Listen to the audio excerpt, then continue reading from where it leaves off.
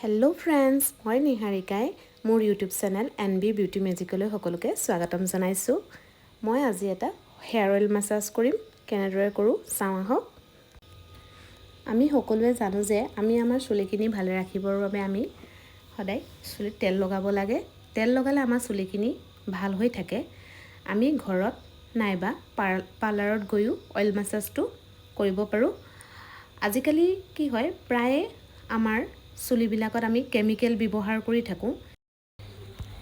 সেইবাবে আমি চুলিত অইল মাছাজটো ল'ব লাগে। প্ৰথমে মই অলপ বাউলত তেল লৈ লৈছিলোঁ।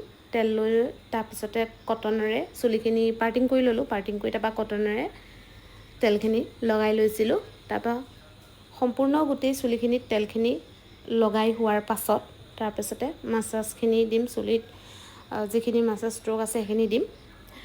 মই লাহে লাহে প্ৰথমে কপালৰ ওচৰৰ পৰা লৈছিলোঁ। কপালৰ ওচৰৰ পৰা মাছাজটো দিছিলোঁ। তাৰপৰা লাহে লাহে অলপ প্ৰেছাৰ দিম আৰু ক্লায়েণ্টগৰাকীক সুধি ল'ব লাগিব যে তেওঁ বেছি প্ৰেছাৰ বিচাৰে নে কম প্ৰেছাৰ বিচাৰে। তেনেকৈ তেখেতক সুধি পিনি প্ৰেছাৰটো সেই অনুযায়ী দিয়া হয়। এতিয়া মই এয়া মাছাজখিনি কৰি আছোঁ, প্ৰায় হৈছেগৈ বাৰু। আৰু কি হয়, বিশেষকৈ যিবোৰ চুলি আমি কেমিকেল ব্যৱহাৰ কৰি থওঁ, যেনেদৰে